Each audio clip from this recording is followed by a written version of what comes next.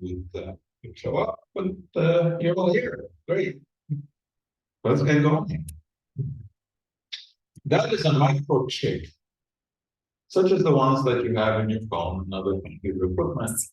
It can make millions of calculations in a fraction of a second. That, of course, is a space shuttle, which is the most complex vehicle ever built by humans. It had 6 million working parts, all of which had to work in synchrony. That is a heart lung machine, pretty complex piece of equipment. This is what keeps you alive if you're having heart surgery. It oxygenates the blood instead of the heart. That is an electron microscope where you can look an insect in the eye. Quite unbelievable. That is a CAT scanner, which can actually look into your brain. But all of these devices are simple machines compared to the human brain, which is far, far more sophisticated than anything that I just showed you. It is an incredible piece of machinery. We're going to try to explore it a little bit. The ancient Egyptians didn't think too much of the brain when they mummified people, because, of course, they thought that this was the way to pass into the afterlife. And of course, it's all the stories of pharaohs surrounded by all of their treasures, because it was believed that they could take these to the afterlife. But one thing that mummy did not have was a brain. They would take the brain out because it was very difficult to preserve. They would poke up the nose, smash the brain, and suck it out, and discard it. They felt that the heart was actually the center of life, in the way it is, but they thought that everything, even thoughts, came from the heart. So the heart actually was pickled in a jar and was put back into the chest cavity. So they were wrong about, the brain not being important. Today, we try to figure out what is really going on in the brain, and it is really a puzzle. When you think about it, you ask people, who's the smartest man who ever lived? What do they say? Einstein. Yeah, I mean, this is the standard answer. We ask people to name a scientist, that would be Einstein.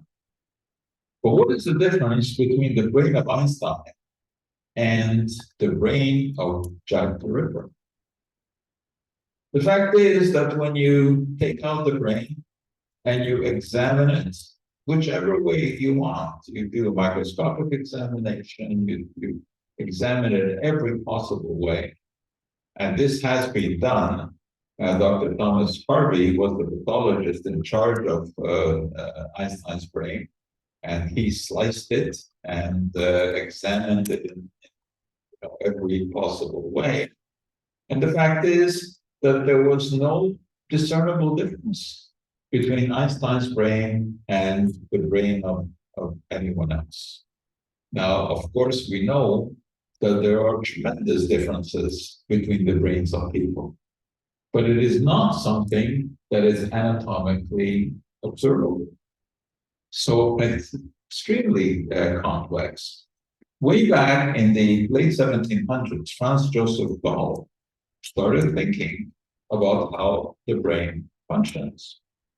And he believed that, like a muscle, different parts of the brain are exercised, and that those different parts of the brain can swell, and then they actually cause differences in the shape of the skull. Now, this idea was furthered by Johann Gaspar Spurzheim, who basically founded the pseudoscience of phrenology. This was the belief that the shape of the skull reflected the brain. That is, the brain, when it was being used, in the proper way would grow in size just like muscles grow in size. And this would then put pressure on the skull, and that would change the shape of the skull. And he even hypothesized that there were different areas of the brain that were dedicated to, as you can see, to morality, to domestic issues. I mean, of course, it was a sort of a bizarre idea, but it was very popular. He went around giving lectures on chronology. And today, of course, most people have never even heard of this. But way back then in the 1800s, you would take your kid to a chronologist to have them examine the kid's head, study the bumps, etc., and give you advice about what kind of career would be the best choice for the child. Cartoonists did have a field day with this. As you can see, this is an old-time cartoon of a phrenologist giving a presentation to the crowd, and he himself, of course, has strangely shaped skull, which was the cartoonist's comment in this. But amazing, there were a lot of people who believed in it.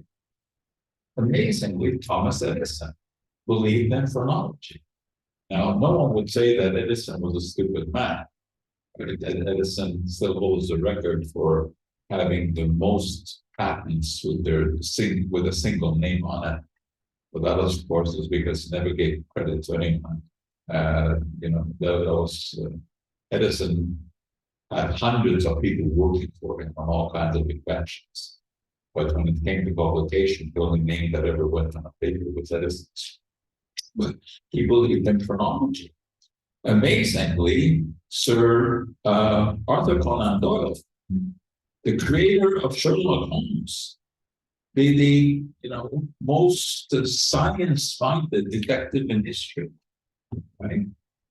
And created by someone who believed in phrenology. And as you can see from the picture of Holmes, he has a large forehead, because that was supposed to be a sign of a very large, well-exercised brain. And his arch enemy, Professor Moriarty, is also depicted as having this large forehead. And unsurprisingly, Sir Arthur Conan Doyle himself had a large forehead. And that large forehead was supposed to be characteristics of people who have very good brains.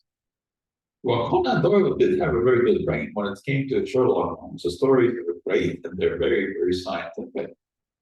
But in his personal life, believe it or not, he believed in fairies.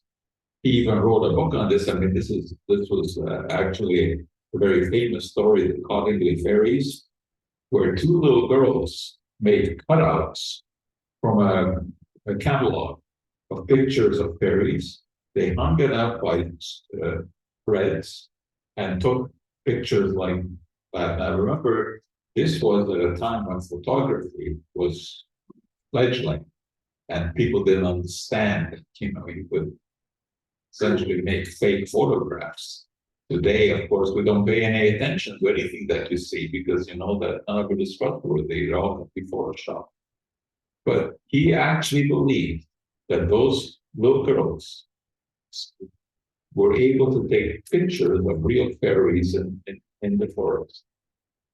So as you can see, a lot of mysteries about what goes on in that brain and how it all functions. The phrenologists try to put science into their discipline with the invention of the psychograph. Well, the psychograph was a device that supposedly automatically measured these bumps on the head to diagnose the quality of the brain. It kind of looked like a hair dryer. You would sit under it. It would make all kinds of noises. And the little piece of metal would move in and out to conform to the shape of the skull. And these would be set up in theaters and lobbies of theaters, and you would go and get your psychograph read. And it would give you a printout like this, where to diagnose everything. Concentratedness, well, that isn't even a word. Combativeness, destructiveness, love of life, self-esteem, cautiousness, benevolence, reverence, firmness, conscientiousness, hope, marvelousness, ideality, mirthfulness. Amazing. But this wasn't the Middle Ages. This was going on in the 1900s. Now, of course, the idea behind this is not totally ridiculous because the brain is compartmentalized, right? And we now know. We know that specific areas of the brain contain sight or control sight.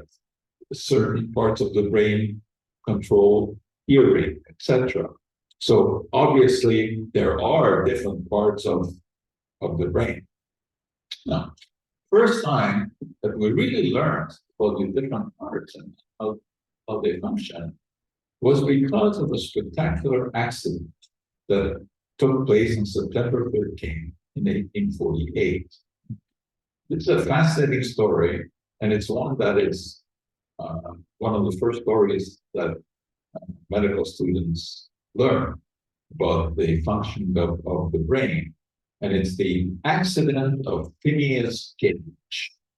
Phineas Gage was the foreman when they were building a railway through this pass in New Hampshire, not far from here. And of course, when you build a railway, you have to cut through rocks and boulders, etc. And the way to do that those days, well, in fact, still today, when you had a big boulder in the way, you would drill a hole into it, you would pack it with an explosive, blow it up into small pieces. And this was one of the jobs that Phineas Gage did. So they would bore a hole, then they would use an iron rod to push the explosive into the hole, and then ignite it and run, and wait until the thing blew apart. Well, there was an accident, and it is commemorated here. When you're driving down to New Hampshire, you can stop there and read all about the Gage accident. Well, what happened was when he was using this damping rod and pushing the explosive into the hole, he created a spark, striking the metal against the stone, and it caused the explosive to ignite, and it basically fired that rod that he was using right through his head. And it went in one eye, came out the top of his head, just like that. But the most amazing part of the story was that after it had gone through and went about 30 feet further, he just got up. And he was conscious. He was taken to the hospital, and he recovered. Of course, he lost the sight of his eye, but he recovered. And he went on to forge a career with a traveling circus, basically exhibiting himself and the iron rod that you see here that went through his head. He was very young at the time when this happened. He was totally functional, but interestingly enough, his character had changed. Before the accident, he was a mild-mannered guy. After the accident, he became aggressive, swearing all the time. His whole character changed. So they figured that that part of the brain, which was destroyed, was responsible for those aspects of one's character. He willed his skull to Harvard University after his death. And you can go to the Warren Museum, which is a fantastic museum to see in Boston. It's linked to Harvard Med School. And you can go and see Phineas Gage's skull. And there it is. And you see the hole in the top where the rod had gone through, and the eye socket, which also was damaged. And you can also see the rod itself. There it is. There's the skull, and there's the rod. An epic moment in neurology, and it's when you look at the size of that rod, you think that passed through the guy's head, and he survived, having lost half his brain. And basically, the only thing that happened was to change his character. Now, this, of course, was an accident.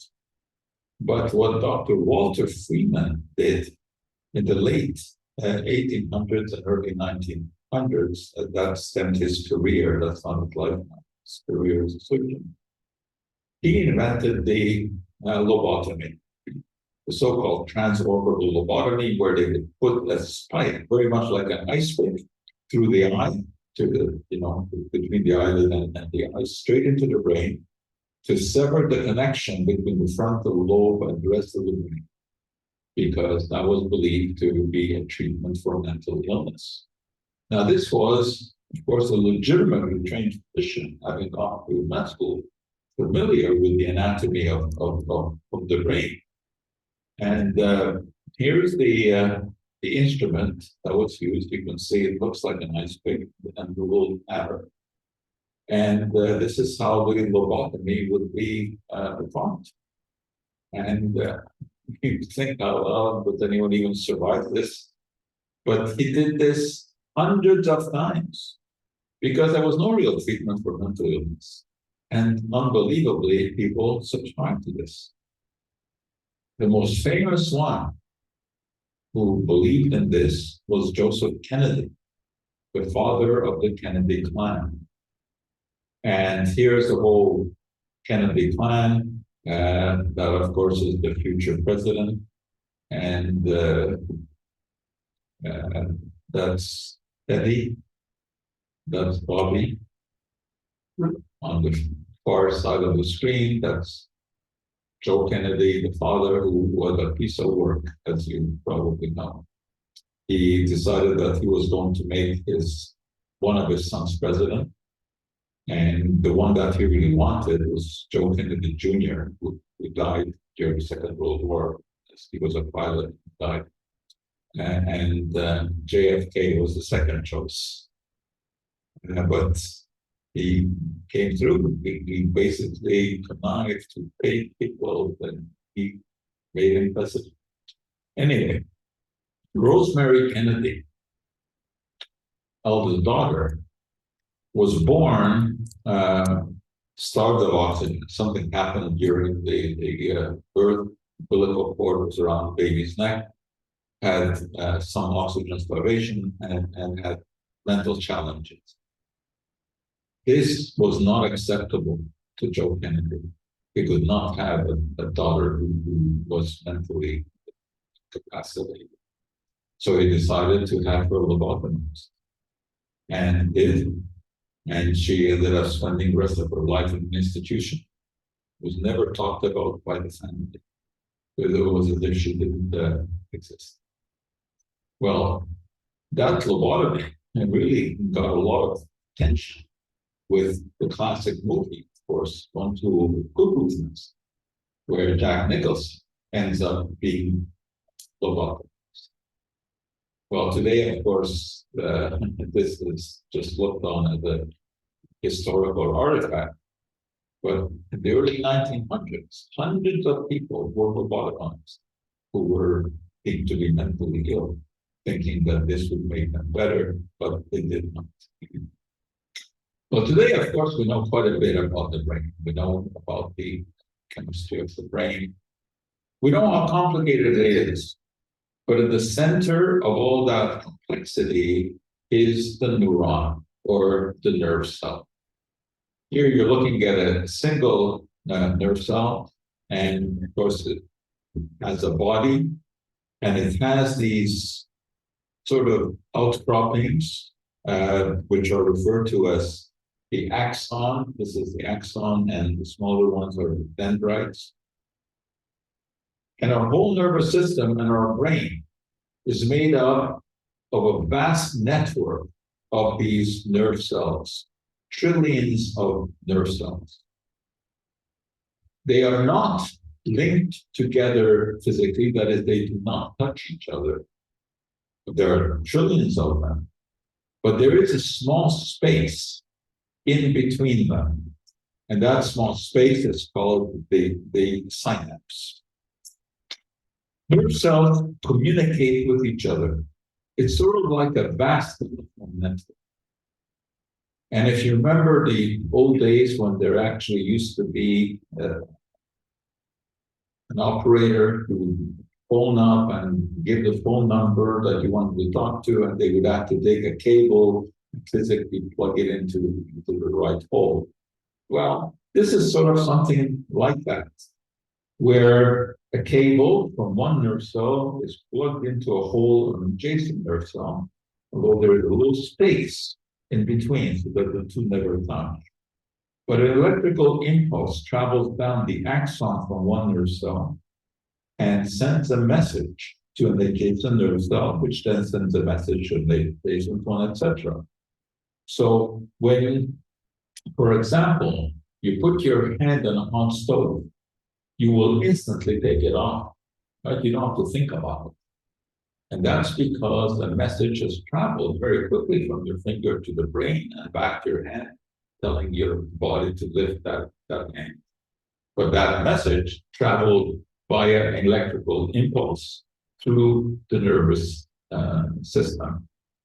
Now, when you take a look more closely at how this works, so we're just blowing this up, and now you can see the little space in between the nerve cells. This is important because this is where the message actually gets transmitted. When the electrical signal travels down this axon, it causes the release of chemicals we call neurotransmitters. And when these fit into receptors on adjacent nerve cell, very much like a hand would fit into a glove, or a key fit into a lock, that gets activated. The electrical signal is generated, it travels down and to the next cell, etc. That's how messages get sent. So knowing about neurotransmitters is really essential when you're trying to unravel the mysteries of the brain. The first neurotransmitter ever detected by Otto Loewi, a Jewish Austrian physician in the 1920s, one of the most famous experiments ever carried out in the history of science, where he removed a heart from a frog, but it still had the vagus nerve attached, and it was the vagus nerve that causes the heart to beat. So he removed that. He removed the heart of another frog with no vagus nerve attached, put it in a separate container. And he dripped water over the beating first heart, collected the water, dripped it over the second heart in a totally different container, and that heart began to beat. And can you imagine that? What a wondrous observation that would be. You have a heart from the dead frog, you pour a solution over it, and it begins to beat. Well, of course, it is because the first heart, which was still beating, released neurotransmitters. Those neurotransmitters were present in the water that was dripped over it. And then when that was applied to the second heart, the neurotransmitters made it beat. That neurotransmitter is called acetylcholine. Well, since that time, there are over 50 neurotransmitters that have been identified with different functions. I mean, some of them you will have heard of, for example, dopamine. You know that dopamine plays a role in Parkinson's disease. When you have insufficient dopamine, that is Parkinson's disease. You've heard of serotonin, right, which plays a role in many, many functions. You've heard of adrenaline. I mean, these are classic neurotransmitters. So this is the kind of information that we look for when you try to unravel the mysteries of the brain, and perhaps, one of the biggest mysteries, and certainly the one that gets a lot of attention, is Alzheimer's disease, where essentially the brain kind of slows down, becomes clogged, actually both theoretically and physically, and it just doesn't function properly anymore.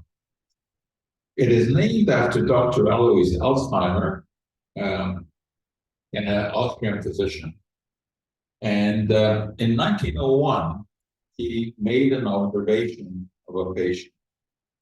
The patient, who now in medical history is only recorded as August B, we don't, as the initial B, we don't know her second name. And she was about 50 years old when she sought help from Dr. Alzheimer, who was just a general practitioner. And she had a rather interesting complaint. She said she had come to see him because she had lost her thought. She found that she wasn't able to function properly. She wasn't able to process her thoughts. Alzheimer didn't know what to do about this except to follow her, which he did, and he documented this. And when she died, which was just a couple of years later, he looked at her brain and he drew what he saw. And these are the hand drawings made by Alzheimer himself of some of the nerve cells that he found in the diseased brain. Now, today, of course, we know much, much more about this. We know what is actually happening. Now, here is, a segment of a normal brain. Here are the nerve cells. And in the case of Alzheimer's disease, the problem is that messages don't get conveyed between nerve cells. Remember, I showed you the synapse, which is critical in transmitting the message. But what happens in the Alzheimer's brain is that there are two features. There are so-called amyloid plaques and neural tangles. These are complex protein molecules that build up in between the nerve cells, and they prevent the transmission of information. They prevent the transmission of acetylcholine. It gets blocked by all of these proteins.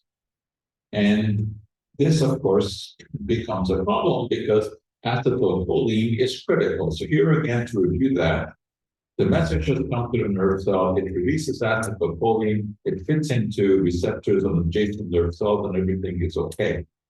After the acetylcholine has done its job, it is broken down by an enzyme called acetylcholine esterase, and the cycle continues. Some of that is reabsorbed and used again. So this is pretty well understood. So now that we know that there's all this gumming up of the brain in Alzheimer's disease, and that prevents acetylcholine transmission, the question, of course, is of what can be done. Well, I just showed you that after acetylcholine has done its job, it's released from its receptor and it's broken down by this enzyme, acetylcholine esterase. So what about the possibility of inhibiting that enzyme so that it cannot break down the acetylcholine? And this can be done because drugs can be designed that actually fit into that enzyme and prevent it from doing the usual work that it's supposed to do. This is the mechanism of action of the most widely used Alzheimer's drug, which is Aricept. It's widely used, it doesn't mean it's widely effective. In fact, its efficacy is that of any other Alzheimer's drug. It is actually pitiful. And it is mostly prescribed to give a little bit of confidence to the patient or more to the family that something is being done. But it comes as close to being a useless drug as any drug does. What it can do in the best possible situation is maybe put off instant sterilization by a few months. That's about the best that Harrison can do. Unfortunately, there are not many things that are better. The area that is being researched the most these days is area so-called monoclonal antibodies. You heard a lot of antibodies during COVID. Antibodies are proteins that are generated in the case of COVID because of the presence of the virus. And these antibodies then learn how to deal with that virus the next time that they encounter it. This is the whole concept of immunity, right? Is that the body learns how to deal with foreign materials. Well, because we know what the problem is in Alzheimer's disease, that it is the deposition of these amyloid proteins. The idea is to create in the laboratory antibodies that will recognize that particular protein and chew it up. That's the idea. So in an Alzheimer's brain, where of course we have the network of neurons, you have these deposits of protein. And that's the problem. That's what you want to break down. That's how you want to unplug the brain. So the hope is that the monoclonal antibody will recognize this as a foreign substance and attempt to break it down. Sounds very good. And these monoclonal antibodies have been designed. The first one that was okayed in the US was aducanumab. Aducanumab is the name. Generally, all of these antibodies end with an AB, and it has to be given intravenously.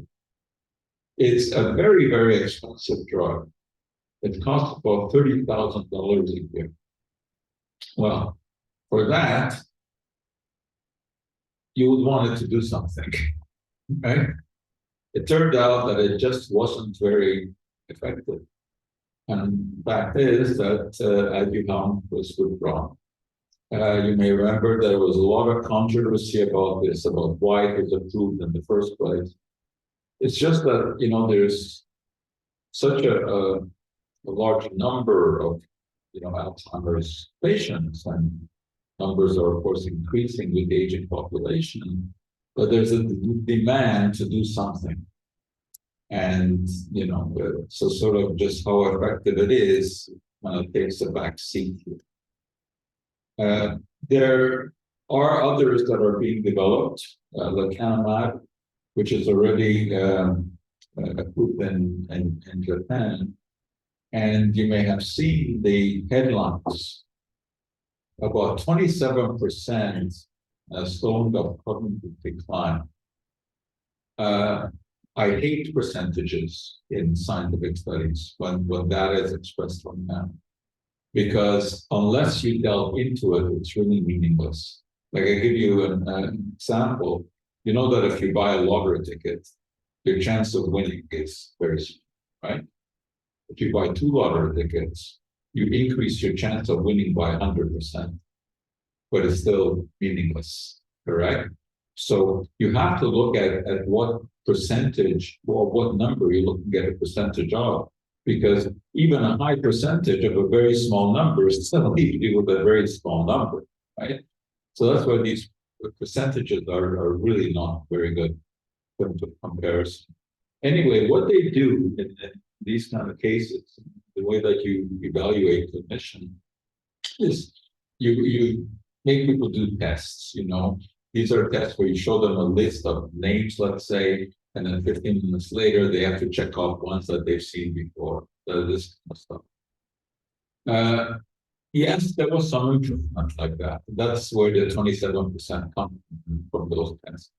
But that does not mean that this is going to add a practical significance in your life. And this is also something that I try to get across to people all the time, is that there's a big difference between statistical significance and practical significance. Statistical significance just means that whatever data you found is not by chance, that it's real. But it doesn't mean that it's going to have a significant effect in your everyday life. So yes, you can show an improvement of 27% on those paper tests that are done. Doesn't mean that your Alzheimer's disease is being checked, right? So I think this was somewhat over optimistic. Today, there's a whole market out there for supplements. Because anytime that you have a disease for which there is no simple answer, of course, the quacks and the supplement makers will jump in there to the vacuum and try to fill it. Now, historically, there are all kinds of plant products that have been looked at in terms of whether or not they can improve brain function. This is the one that you may recognize. This is the most widely used one. This is the ginkgo biloba. That's the leaf of the ginkgo biloba tree. And ginkgo biloba is widely marketed as a memory enhancer, Alzheimer's preventative, etc. And usual claim is cerebral circulation, increased circulation in the brain. The brain functions using glucose as a source of energy. Better circulation should mean something. But it doesn't mean that you don't have a measurable kind of an effect. Just because you can show that there's somewhat, faster blood flow if you take this, doesn't mean that it's going to have any practical significance. The only way that you know that is by doing studies, doing tests. Well, one thing we know for sure, that ginkgo biloba can interfere with other medications. It can interfere with anticoagulants. But in terms of efficacy, you can't determine that by, measuring blood flow. You have to do proper testing of cognitive abilities. And there are numerous studies that have been done that have done exactly that, which have measured various outcomes. And in this case, this is typical. Results of the 6-week study indicate that ginkgo did not facilitate performance and learning, memory, attention, concentration. We see this over and over again. The most popular so-called brain supplement is this. I'm sure you're familiar with it because ads for this come up on the sickening regularity on CNN every night. And the first thing that they tell you is that the active ingredient here comes from the jellyfish, right? And that, of course, is supposed to send the message that this is all natural and therefore it is good. This is one of the major marketing modes that they use with supplements, inferring that if something is natural, it is better. And, I've said this innumerable times. There's no such equation that natural is safe and synthetic is bad. This doesn't exist. It all depends what the substance is, whether it was made by a chemist in a lab or by Mother Nature in a plant, makes no difference. The only way to know is to study. Now, they come up with this idea that somehow it interferes with this calcium binding protein. Now, we know that calcium in the brain can be a problem, and that when it is bound properly, that can in fact improve cognition. But that's a long way from demonstrating that this product does that. But they, did do the sales spiel about, this jellyfish and this particular protein that it has, etc. But the question that we ask is, never mind all of this theoretical jargon. Where are the experiments that show that people who take this benefit in any way? The answer to that is that There is no such experiment. They have never proven anything like that. The protein that they talk about, this protein that supposedly is found in the jellyfish that binds the calcium in the brain, is total nonsense because proteins are chains of amino acids, and when you consume them, they get digested, they get broken down. They don't get absorbed into the brain. And the other thing is, they make such a big deal of the fact that this thing is found in jellyfish. Now, that's supposed to be the big selling point. But the fact is that the protein that they use is not extracted from jellyfish. It's made in the lab. Not that that's relevant. I mean, it's useless whether it's in the lab or it's in the jellyfish. But that's the main marketing thing, that this is found naturally in jellyfish, which it is.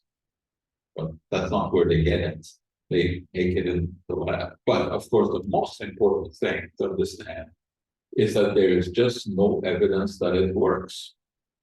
So how do they get to market this? How do they get away with some clever use of words and by paying fines, because this is so profitable that they can pay the fines that are imposed by FDA and they still keep marketing. Well, what they have done, when they say clinical evidence, well, you have to be careful whenever you read anything where you claim to have any kind of clinical evidence. Or sometimes that will they will just say having been investigated in clinical trials. Well, something they have been investigating in clinical trials and found not to work, right? But of course, they leave out that phrase, because the fact that it has been in clinical trials doesn't mean anything. But what do those clinical trials show? The fact is that they show nothing. So what you then do when you are an unethical supplement manufacturer, which most of them are, then you do what we call data mining. You see whether or not there might be one small fraction of the population where they may be infected. So the first thing you do, you look at your male population against your female. Is it possible that maybe there was more of an effect in one than the other? Then you look at ages. Is it possible that there may be more effectiveness at some age? Well, in this study that they actually carried out, which involved a couple of thousand people, they found a subfraction, one age group, I think it was the 45 to 55, where there was some difference on one of these paper cognitive tests. But if you data mine like that, you're always going to find something, that just by chance worked out. But there's absolutely nothing to privilege. It's a quack product. And you will also notice there are these innumerable annoying TV ads. They will say in script, of course, that is virtually impossible to read, that these are paid actors, the ones who are performing and telling you how wonderful this was and how it turns life around. So this doesn't work. What can you actually do to sharpen the brain? And of course, the question that comes up, can you eat something in order to improve your cognitive abilities? And fish is the one that is often talked about as being brain food, mostly because of the omega-3 fats that are found in the fish. And these omega-3 fats are in fact found in the brain. And there is an argument that can be made for eating fish regularly. It's a bit too optimistic to say that it can delay dementia, but for several reasons, making fish a part of the diet is desirable. This study, for example, people who ate fish meal a week, 10% slower decline in thinking. But once again, the slower decline is determined by these tests that I told you, which don't necessarily reflect anything in everyday practical life. What is actually more interesting is this. pregnant women eating fish. There are actually studies that show that if they eat fish, but of course in pregnancy you also have to be aware of eating the right kind of fish because of the mercury content of the larger fish, like tuna, sailfish, sharks, the predator fish. You want to stay away from those because those are high in mercury. But there's evidence that women, for example, who eat salmon during pregnancy do give birth to babies with higher IQs. So that's something to consider. But of course, you have to also consider the mercury possibility. But I mean, of course, we would all like to have that bulb in our skull grow more brightly. And one way to do that, and there actually is evidence for this, is through the regular consumption of an array of berries. I don't think it much matters which kind of berry, and in general, the berries, fruits, vegetables. This has been shown. How so? Because all of these contain a set of compounds we call polyphenols. I know that doesn't mean much to most of you. The phenol is a six-membered carbon ring with an OH attached. Polyphenol is when you have more of those in a molecule. So when we talk about polyphenols, there are many different classes of this. For example, we're looking at one cluster called the flavonoids, and those are the ones that you find in berries. And indeed, we look at the scientific literature, and there it is. This is data from the so-called nurses study, which is one of the better epidemiological studies that is being carried out. First of all, because of course you have a lot of people, 16,000, that's a lot of people here doing a study. But the way that these works, these are observational studies where you ask people to fill out questionnaires about their diets and about their health status. And, after years, you look back and you see whether you can find any correlation. Unfortunately, dietary studies are very difficult to do for several reasons. People generally are not very competent in remembering exactly what they ate, and certainly not when you ask them to put a number to it. Like a standard question here would be, how many grams of bananas would you have eaten over the last 2 days? Okay, I mean, people don't know how to compute that. But another problem with these dietary surveys is honesty. And this has been shown that, people are much more likely to put down what they think they should have eaten instead of what they ate. When you look at these dietary surveys, people eat more broccoli than the world is capable of producing. Right? So it is with kale also. So that's why you have to look at these with a raised eyebrow. But still, when you're talking about 16,000 people, you hope that these things kind of even out so that there is some reliability there. And what the outcome here was that there's higher intake of flavonoids, especially from berries, and it reduced the rate of cognitive decline. Okay. But again, this is not what we would call really hard science. But it's going in the right direction. But anyway, I mean, I really have no hesitation in talking about the benefits of eating berries because never mind the cognitive business. We have plenty of evidence about cardiovascular disease, cancer, diabetes. We know a lot now about how we should be looking at more of a plant-based diet in order to reduce the risk of those kind of conditions. So if it comes with cognition, I'd say, it's an added bonus. So it doesn't matter, if you think about berries as being some sort of wonder food for the brain. I mean, they're not, but at least you're doing something good that has no downsides. But the brain is really very mysterious organ. Now, let me give a couple of examples. So I want you to look at this picture. It's a classic test of the brain.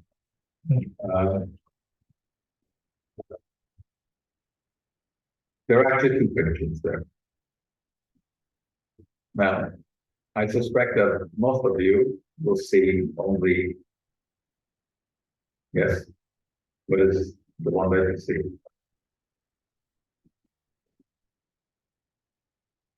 The woman. Someone playing the saxophone. Okay. And the other one, the face, the lady's face, right? Where that's the eye. Once it's pointed out, you will see both. You cannot unsee. Right? But it's very interesting how people will see different things. Some people will notice right away the sax, some people will notice the lady right away. So your brain functions in different ways. We don't know why that is. Or how about this? Try to read this.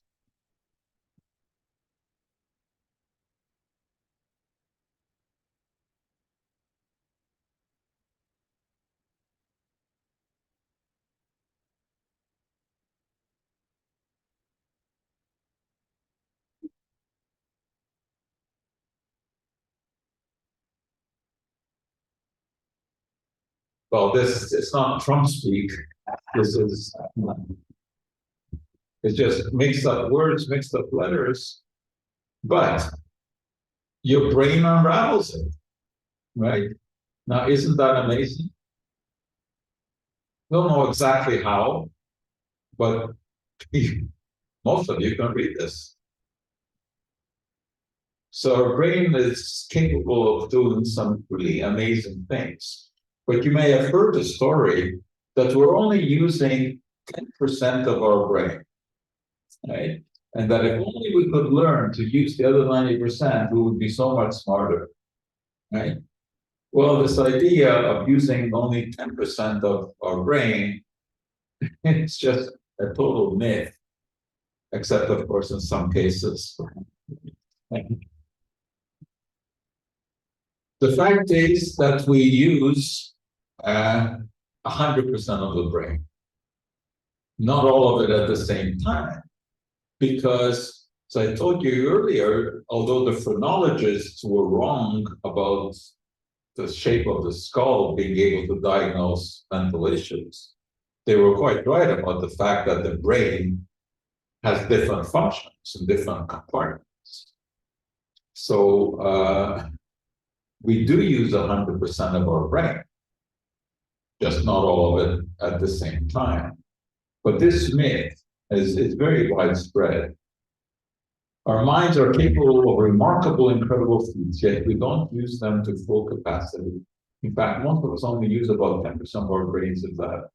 The other 90% is full of untapped potential, undiscovered abilities, which means our minds are only operating in a very limited way instead of at full strength. I believe that we once had full power over our minds we had in order to survive, but as our world has become more sophisticated and complex, we have forgotten many of the abilities we once had. This particular bit of wisdom comes from Uri Geller. He of spoon bending fame. And he believes that he is using more than 10% of his brain.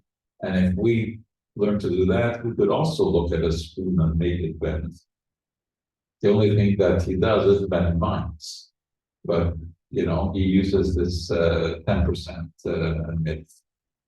However, there are some really amazing things about the brain. This one, man lives normal life with abnormal brain. Well, we can all think of people like that. I mean, we just saw one before who's as abnormal as you could get, and he's still alive somehow. But this one here essentially has his whole brain squeezed against the side of the skull. It's a remarkable thing. I mean, this is real. Those are real X-rays. he functions. No one can really explain this. There it is. You look at the normal brain on the right, his brain here. Essentially, nothing in the middle except for fluid. The whole brain is squashed against the skull and it's functioning. There are other amazing things. Example, these yogis who can actually control their breathing, their heartbeat, their blood pressure, their temperature, just by thinking about it. Now, this is the kind of stuff, that you say is really unbelievable. This must be a story, except that it can be scientifically documented. They can be monitored, and you tell them, lower your body temperature, and they can. Raise your heartbeat, and they can. So there's this amazing connection between the body and the mind. It would be great if we could harness it in some way. Well, the fact is that we can't harness it in one way. Because you've all heard of the placebo effect, right? Placebo comes from the Latin meaning I will please. That's what a placebo does, right? A placebo is a medication that actually has no active ingredient. Nevertheless, it delivers satisfaction 30 to 40% of the time. And you've heard stories like that. When you have someone suffering terrible pain, you give them a sugar pill, tell them that this is a brand new pain reliever, just discovered, works better than anything, and they will thank you for it. How it happens, we don't really know. What is going on in the brain? The same way that we have the placebo effect, we also have the nocebo effect, which is just the opposite. That is, if you think something is going to be harmful, it very well could be.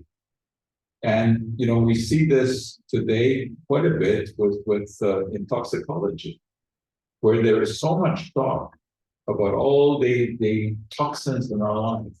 Whether it's the methylene chloride in decaffeinated coffee, or the perfluoroalkyl substance in your carpet, or the phthalates in your vinyl flooring. And people have heard a lot about, all the ills that these can cause. And then you actually can have symptoms. So the brain can do miracles, both positive and negative. And it's very interesting to think about these things and to talk about them and understand that there is a great deal of research that is going on in this area. But we're back to where we started from, that this is the most complex piece of machine on the face of the earth. And it is very difficult to work with. But we are learning a lot about how the nervous system works. Anyway, we have a lot of very similar articles on our website. You can take a look. A lot of articles about Alzheimer's, about the nervous system, and of course they're all written in such a way that they're easy to understand. So I suspect that this raises some questions, which probably won't be able to answer because the brain is too complicated. And well, anyway, we can give it a try. Yeah.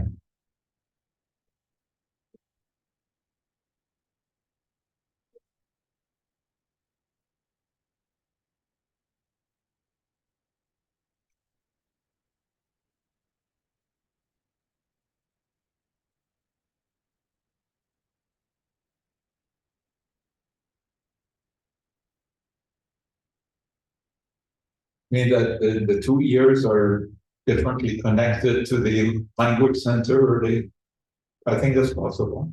Yeah, but I mean, look, it's certainly possible. I mean, obviously, with a stroke, you lose function on one side and not on the other. The same thing can happen with the ear.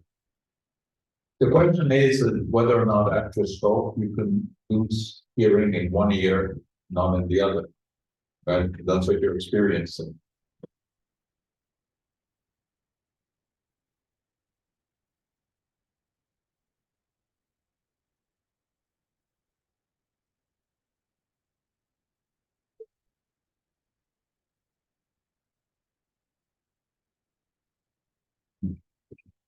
Well, there is, of course, a language sensor in the brain. Right? So, no, it's just too mysterious. But you hear all these stories, like strange things like that. You can say, yeah, it's possible because it's happening.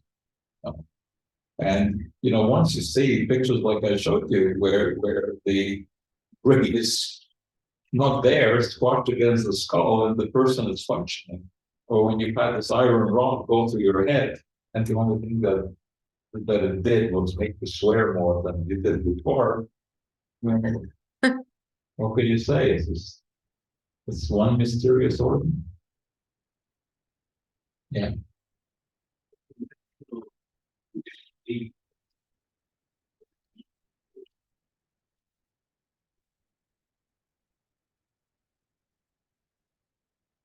It's chemical.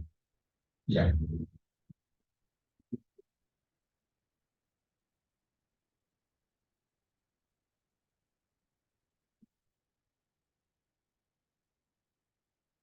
Oh, very quick. I mean, as soon as the electrical signal hits the uh, end of the axon, it immediately releases neurotransmitters, which are immediately gobbled up by the. I mean, obviously it's very fast because, as I said, when you put your hand on a hot plate, you take it off right away. Right? There's no time. Yes. So, yeah, yeah, and yeah, it happens. Yeah.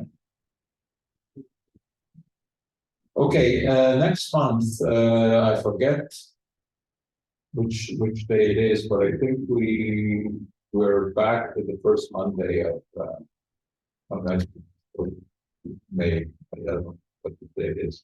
May 6th. Yeah, that sounds right. All right, so see you then.